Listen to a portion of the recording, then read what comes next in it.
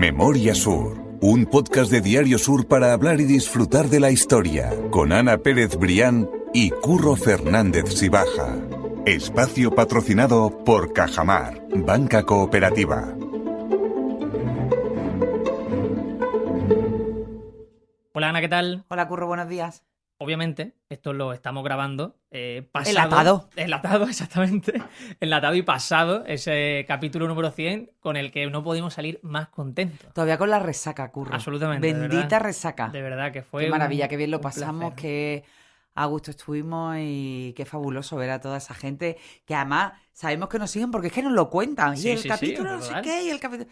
Y es un subidón. Sí, Un sí, subidón sí. desde aquí a todo el mundo. Gracias enormes porque de verdad que nos regalaste, y yo lo puse al poco tiempo en Twitter, una tarde que no voy a olvidar nunca, ¿eh? Algo, justo eso iba a decir, algo que de verdad que por mi parte también y sé que por la tuya no vamos a olvidar. O sea, Sí. que un día de... Sí, porque es verdad que, vamos a que recordar. sí que sentíamos esa especie de retorno y esa especie de respuesta, pero ya verlo en físicamente allí Sí. y además acuérdate que también incluso al principio del podcast, ¿verdad? Sí. Pues ya estaba allí la gente con esta chica que estuvimos con la madre que Sí, nos sí, paró.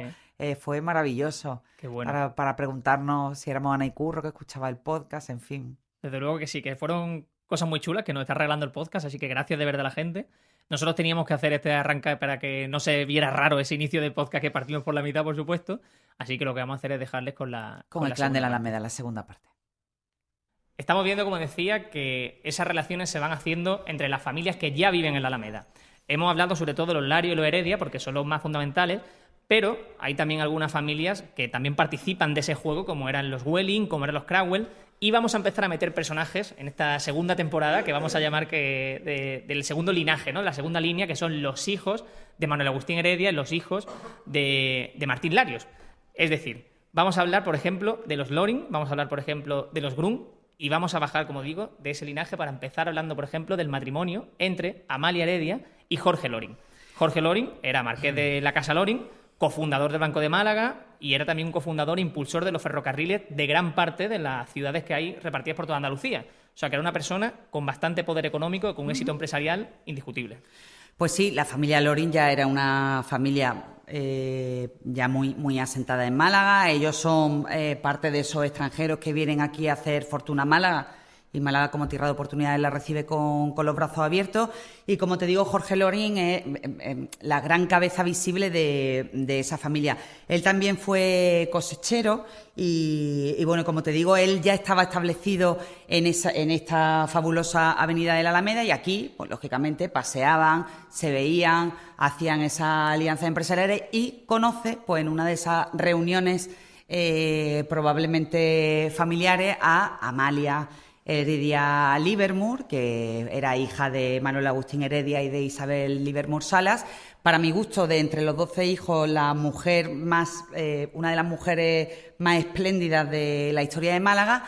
Se casan entre ellos y juntos se convierten también, pues, en una de las parejas más brillantes, fabulosas y sobre todo influyentes de la historia de Málaga. Porque después déjame contarte, Curro, que aquí está la gran Amalia Heredia. Después muchas de esas parejas al final se quedaban en una influencia menor y vivían volcados en lo social exclusivamente.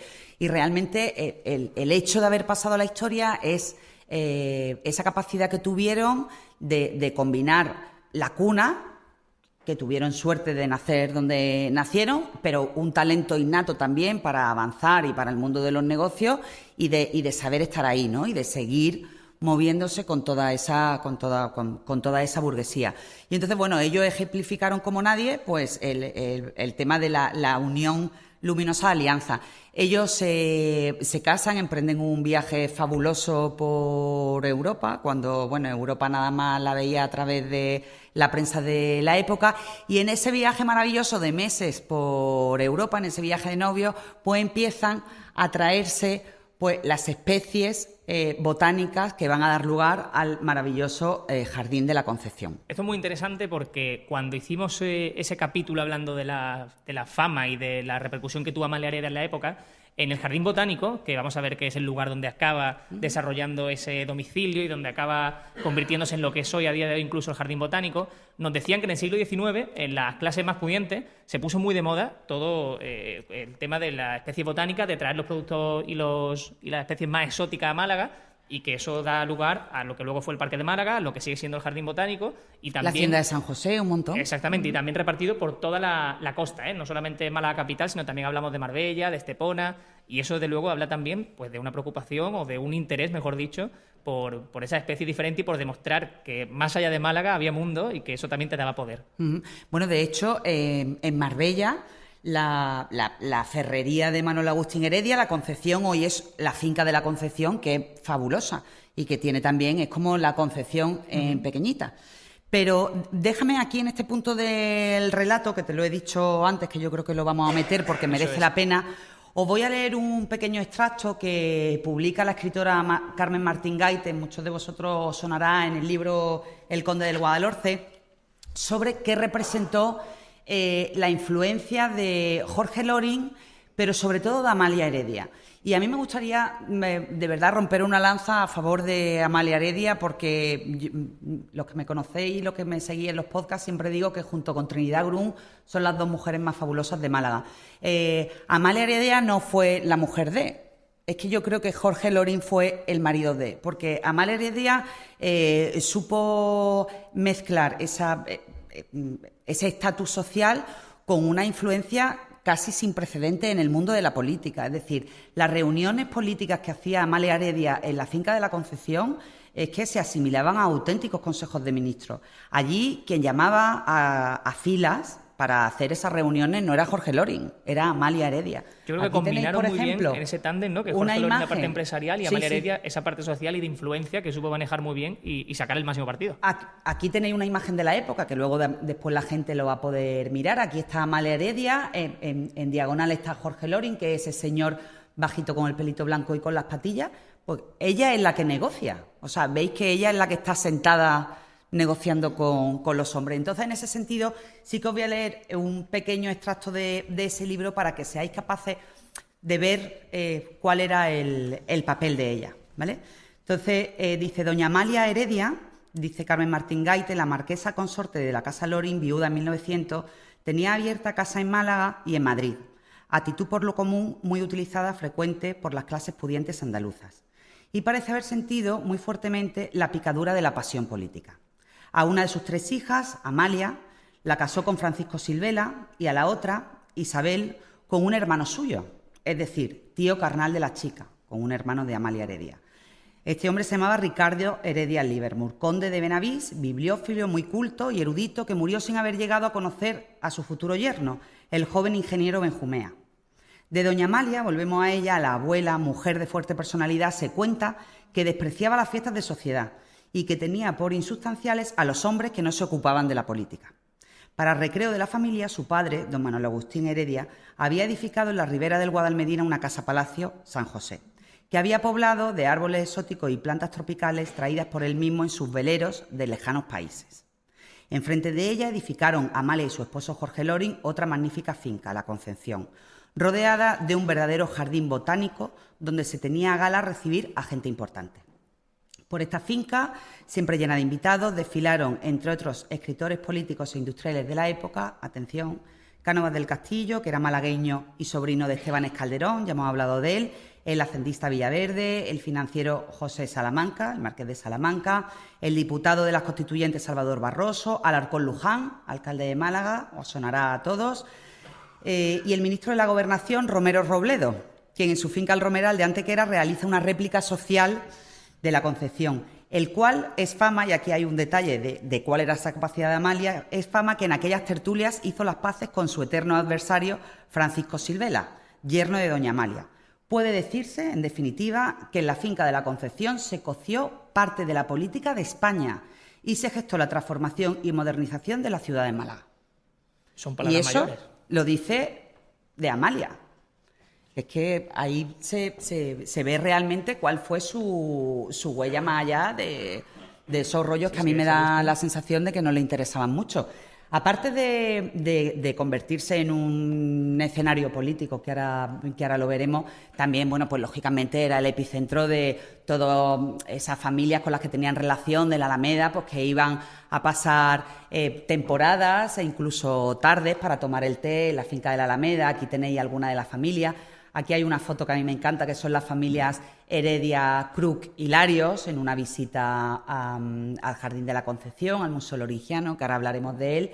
Y bueno, y aquí lo que os decía, ¿no? Pues esas grandes reuniones, pues donde Amalia llamaba capítulo, y aquí está pues todo el mundo que era alguien en la política española, al final tenía que pasar por el Jardín de la Concepción. Y también tenían pista de tenis, que estuvo el otro día. También tenían pista de tenis. Y las reuniones eran fabulosas, Curro, debajo del velador, el velador que se llena de glicinia. Lógicamente lo conoceréis muchos de vosotros porque habréis ido a bodas o lo habréis visitado. El velador que se llena de glicinia en primavera, bueno, pues lógicamente está forjado en la fábrica de los Heredia, como no podía ser de otra manera. De otra manera, exactamente.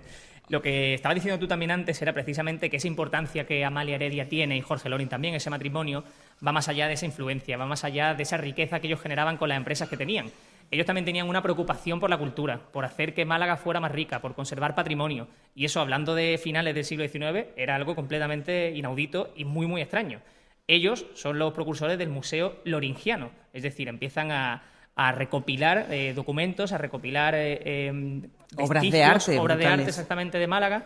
Y una de ellas, que es mi favorita y yo creo que la más importante de ese Museo Loringiano, es la Lex Flavia, que si no sabéis lo que es, Ana ahora mismo lo va a explicar estupendamente. Bueno, básicamente el primer articulado de leyes romanos que se conserva, bueno, que ya no se conserva en Málaga, pero aquella efectivamente era la joya de la corona, pues de toda aquella labor de mecenazgo y casi filantrópica, aunque yo pienso que en España todavía no tenemos muy asumido ese término de la filantropía, entendido como algo amplio. Bueno, pues sí se puede decir que quizá Amalia y Jorge fueron de los primeros en ir por ese camino, ¿no?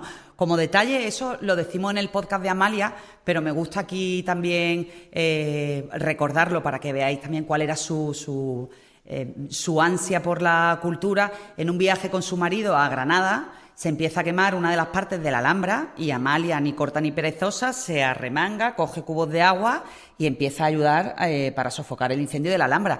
Y en la prensa del día siguiente, bueno, pues se habla como de una dama malagueña, se quema incluso la enagua, pues queriendo ir a apagar el incendio de la Alhambra. Dejo ahí ese detalle. Y entonces, Curro, la ley Flavia Malacitana, por volver a aquello que era la joya de la corona, que por cierto traduce, que lo tengo aquí, Manuel Rodríguez Berlanga y Rosado, que era abogado, historiador, epigrafista, y era marido de una de las hijas y era marido de una hermana de Jorge, con lo cual todo queda en familia. ¿Qué ocurre con la ley Flavia Malacitana? Como he dicho antes, a medida que la familia Heredia pues va perdiendo fortuna, va teniendo que deshacerse de propiedades y va un poco pues retrocediendo en su pujanza, pues se ven obligados a vender la ley Flavia Malacitana, que eso hoy no se permitiría, pero bueno, al final era suya, se la encontraron tirada por cualquier parte y la vendieron al Museo Arqueológico y ahí está. De hecho, en Málaga durante un tiempo hubo un movimiento para reclamar esa cuna local de la ley Flavia, pero bueno, allí sigue en Madrid y me da la sensación de que allí se quedará. De que por mucho tiempo todavía. Hay un detalle también muy chulo que no hemos comentado y está relacionado con Cánovas del Castillo. Ya hemos dicho que el único presidente del gobierno malagueño que ha habido hasta la fecha tenía muy buena relación con Amalia Heredia y con Jorge Loring. Y hay un detalle que quizás pudo hablarse en esas reuniones que tenían en el Jardín Botánico, en la finca La Concepción, y es la necesidad que hubo a la hora de que el puerto creciera de echar abajo parte de la alcazaba para utilizar ese material para la escollera del puerto.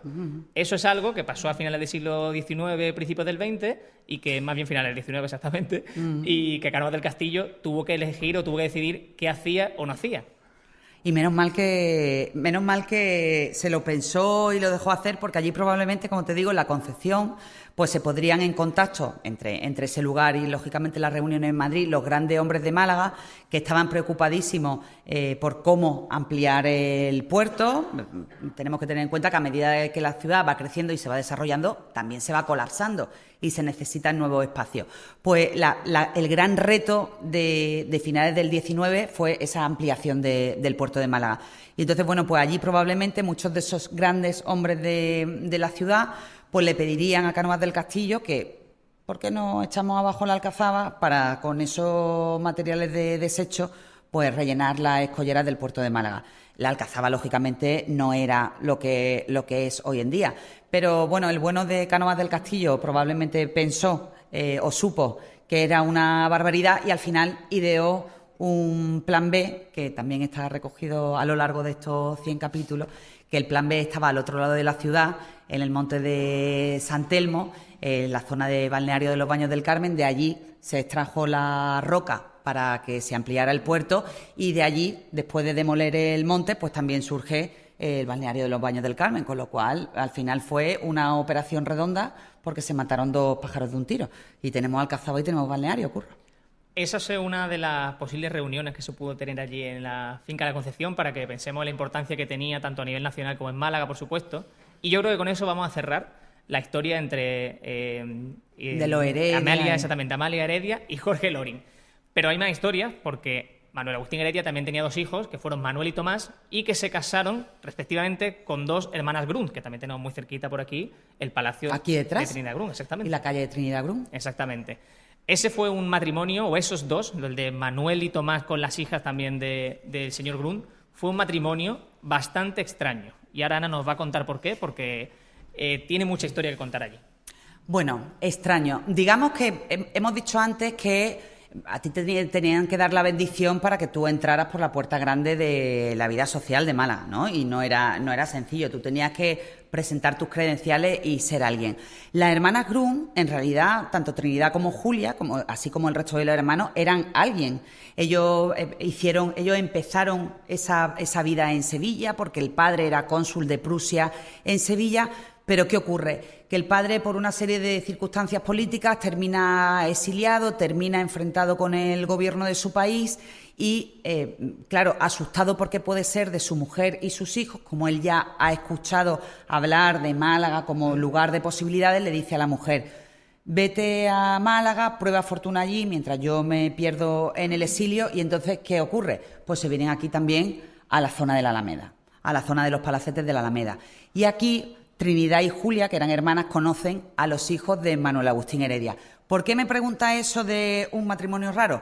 Pues porque a Manuel Agustín Heredia, al final, ese matrimonio de sus hijos, de su primogénito y del segundo, con unas hermanas que venían de Sevilla, que su padre estaba exiliado, que no se sabía muy bien qué había pasado, pues no le gustó del todo. No era una buena influencia, en definitiva. No. De hecho, ellas se casaron una vez que se murió Manuel Agustín Heredia. Se casan las dos, o sea, es decir, las dos parejas juntas. Se casa Trinidad Grun, se casa con Manuel, y Julia se casa con Tomás, y se casan las dos parejas juntas un día de enero a las 6 de la mañana en la iglesia de San Juan, en el año 1848, porque, ya os digo, no quisieron hacer tampoco una boda muy fabulosa, porque primero eran conscientes de que había cierto resquemor por ese matrimonio, y porque además también Manuel Agustín Heredia hacía poco que había fallecido. Exactamente, ahí vamos a hablar sobre todo del personaje de Tomás Heredia, que fue el mayor de los hijos, si no me equivoco, el que se casa con Manuel, el que se casa con Trinidad Grun, es cierto, el que se casa con Trinidad Grun. Y Manuel, la verdad es que fue siempre un personaje con una personalidad algo complicada, tendente a la depresión, y que desde luego tuvo un final bastante funesto y que fue haciendo la fama de que Trinidad Grun tuviese una vida bastante desgraciada, depende de cómo se mire. Bueno, muy desgraciada, Curro. Lo que pasa es que fue una mujer suficientemente inteligente como para darle la vuelta a su destino. Bueno, inteligente, y después también una mujer que también era importante en aquella época, con unas profundísimas creencias religiosas, y después de decir, oye, si a mí me ha pasado todo esto, que ahora lo vamos a contar brevemente, y yo sigo viva, pues tendré que hacer algo con mi vida. Y decidió hacer pues cosas fabulosas.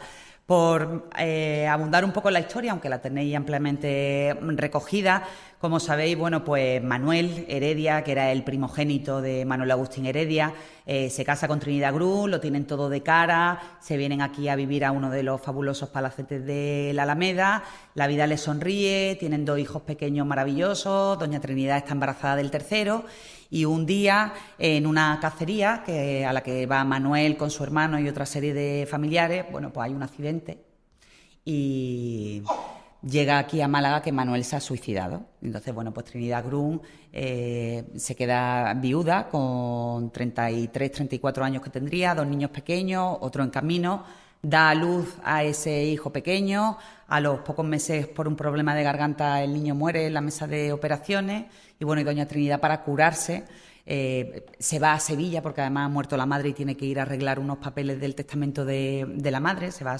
donde ella nace porque ella nace en Sevilla. Se embarca en el vapor Miño y en el estrecho de Gibraltar, bueno, pues una fragata inglesa lo embiste, hay un naufragio y Trinidad pierde a las 2 hijas que le quedan en el naufragio. Entonces, bueno, sola y devastada, decide ya abandonar el Palacio de la Alameda, ya ella encuentra que no tiene aquí absolutamente nada que hacer y ahí empieza esa huella absolutamente luminosa de Trinidad Grun que decide darle la vuelta a su desgracia y decir, bueno, pues toda esa influencia que yo podía tener como señora casada, madre de familia y todo, pues lo voy a dedicar a las causas sociales. Y entonces se convierte en una de las mecenas imprescindibles, sí, mecena y una mujer que realmente, además, con una visión muy revolucionaria de lo que era la caridad, ¿no? Porque lo decimos muchas veces, que no era el asistencialismo, sino la promoción de las personas. Y en esa estrategia, bueno, pues embarca a todos sus amigos, ¿no? A todos sus amigos del clan de la Alameda y de la gran burguesía malagueña. De hecho, el entierro de Trinidad Grun, cuando finalmente fallece, es uno de los más multitudinarios de la historia de Málaga. Sí, sí. Uno de lo que se el entierro en el cementerio de San Miguel es uno de los, está en los libros de historia, uno de los más multitudinarios. De hecho, a ella le ofrecen, antes de morir, enterrarse en la catedral. Y ella dice que no, que ella se va al cementerio de San Miguel, está enterrada en la parte de la capilla del cementerio de San Miguel, en la parte anexa, que es la del panteón de Manuel Agustín Heredia. Está Manuel Agustín Heredia con Isabel Livermore Salas. A un lado está Trinidad Grun con su marido, con Manuel Heredia, y al otro lado está su hermana Julia con su marido, con Tomás Heredia. Con lo cual ahí todo queda en familia. Y precisamente vamos a hablar de Tomás Heredia porque es, obviamente, tras la muerte de Manuel Heredia, el que hereda toda la empresa familiar, el que hereda todos los cargos y todos los posibles bienes que pudiesen tener, y ahí es donde empieza ya el declive de los Heredia, porque a día de hoy la familia Heredia no se parece en nada absolutamente, o los descendientes no se parecen en nada a lo que fue en el siglo XIX, y eso se va viendo también, o lo hemos visto antes también, cuando Amalia Heredia tuvo también que vender todas esas pertenencias que tenía y que habían creado lo que era la finca de la Concepción y ese museo loringiano. Sí, efectivamente. De hecho, Amalia Heredia, al morir, llega a hacer, no sé si son 2 o 3 testamentos. En el primero le deja la finca de la Concepción, fabulosa, esplendorosa, que está en el top de la riqueza, a su hija Amalia y a su yerno, a Francisco Silvela, porque era su yerno favorito y era el que se dedicaba absolutamente a todas las cosas de Amalia. En el segundo testamento ya se lo vuelve a dejar, pero ya un poco con la petición de que, bueno, que es una finca, que ya sabéis que está viniendo a menos y tal. Y en el tercer testamento se las sigue dejando a su hija y a su yerno, pero ya les dice que se las deja siendo consciente de que esa finca va a ser vendida. Y, de hecho, tarda muy poco en ser vendida a la muerte de Amalia, porque es imposible que los Heredia sigan con la finca en sus manos. Ellos mantienen una huella importante en la ciudad, pero y también las cosas han cambiado. Ya no vamos por aquí en carruajes ni en los palacetes ni nos vamos casando entre nosotros, Curro. Pero sí que es cierto que fue muy curioso, es muy curiosa la historia de Málaga ver pues cómo los Larios se mantienen desde la distancia y cómo además desde la distancia pues contemplan con cierto gusto que se les sigue recordando y que ellos son los dueños y señores de la mitad de la ciudad, y como los Heredia, en cambio, pues no pueden decir lo mismo. Hemos hecho un repaso por ese clan de la Alameda, esa oligarquía de la Alameda, donde estaban esas casas de las principales familias, para que cuando salgáis de aquí y los que estén escuchando este podcast puedan imaginarlo, puedan ponerse delante y pensar lo que pudo llegar a ser eso, y esas fiestas, por supuesto, en las que se relacionaban entre ellos. Pero hay también otras casas, otros palacios que existen a día de hoy incluso en la Alameda, y que nos gustaría mencionar también para recordar, por ejemplo, figuras como la de Luis de Unzaga, que, aunque la gente no lo sepa, es el que dio nombre, o el que es registro en el que pudo dar nombre a lo que hoy son los Estados Unidos de América. Pues sí, efectivamente. Bueno, Luis de Unzuaga nació en Málaga, nació enfrente de la catedral. Él siguió un poco la estela de Bernardo de Galvez, os sonará a todos, ¿no? De ese militar pues que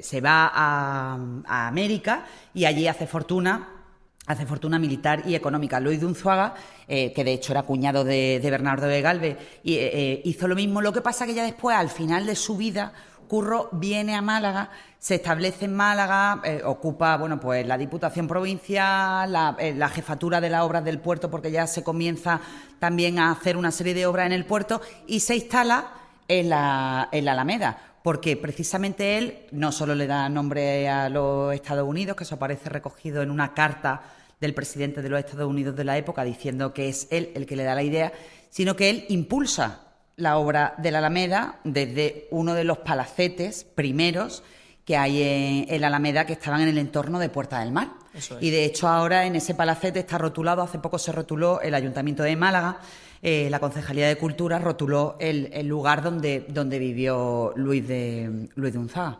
Exactamente. Vamos a terminar ya este paseo por la Alameda, por ese siglo XIX glorioso y por esos palacios, hablando del lugar en el que estamos. Este palacio también, en el que hoy está la sede de Cajamar, fue diseñado y proyectado por Eduardo Guerrero Strachan también, efectivamente. Sí, efectivamente, el gran arquitecto que hizo media Málaga y parte de la provincia. Un edificio de principios ya del siglo XX, está construido entre el año 1906 y 1914 y, como tú dices, lleva la firma de Fernando Guerrero Strachan y Manuel Rivera Vera, que son además también los autores del proyecto del Ayuntamiento de Málaga, de la Casona del Parque, ¿no? Y después también Fernando Guerrero Strachan, por supuesto, su obra cumbre, que es el Hotel Miramar. Pero esto se construye como uno de los palacetes de la época. La huella histórica no está del todo clara. Sí, del estilo está claramente que tiene un estilo neobarroco. Y bueno, y a lo largo del tiempo, que va sufriendo una serie de modificaciones, la gran reforma de este lugar es en el año 1998. Este lugar ha sido sede del Banco Hispanoamericano, ha tenido también oficinas de la Diputación. Y bueno, pues desde principios de la década de los 2000, pues Cajamar lo adquirió y aquí, bueno, pues trasladó su oficina, esta sala de la cultura que es fantástica, que tiene una vida fabulosa y bueno, y por muchos cientos de años más en este palacio, y nosotros contando podcast, Curro. Ojalá sea así, de verdad. Nosotros lo que esperamos es que los que están escuchando esto y los que estáis aquí, por supuesto, que cuando salgáis de aquí, sobre todo aprovechando ahora la Navidad, que todos bajamos al centro o vamos también al Jardín Botánico de la Concepción, que lo miréis con otros ojos, que vayáis con la vista alta, que nos quitemos el móvil si puede ser también, ¿por qué no? Sí, claro. Y miremos también y la ciudad mirando de otra para manera. arriba. Eso es, que miremos la ciudad de otra manera, que creo que de verdad Málaga tiene mucho que contar y esto es solo un ejemplo de todo lo que hemos contado en estos 100 episodios. Así que yo creo que esto lo vamos a terminar haciendo en 2 capítulos, Curro. No, va a tener que quedarse en 2 capítulos seguro, porque no suele pasar. Después cuando lo escuchéis, que no os sorprenda que probablemente hagamos 100 y 101, porque si no os vais a aburrir mucho con nosotros. Porque ¿llevamos cuánto? Pues llevamos 54 minutos. 54 minutos, lo vamos a tener que partir. Vamos a tener que partir seguro. Pues mil gracias a todos los que habéis acudido aquí. De verdad que ha sido un placer y algo que nos hace mucha ilusión, que llevamos planteando hacer hace muchos meses y hacerlo Totalmente, precisamente ha sido aquí. muy trabajado desde aquí. Gracias también que están al fondo, a Alicia, a nuestros compañeros Pilar y Juan, que se han dejado también la piel por facilitarnos que estemos hoy aquí, a Pedro, que está grabando, y bueno, y a todos y cada uno de los que nos han permitido que estemos hoy aquí soplando las velas, Curro. Exactamente, que nosotros arregladitos y nos en chándal en el salón de mi casa. En el salón, con una mantita encima. Pues amén.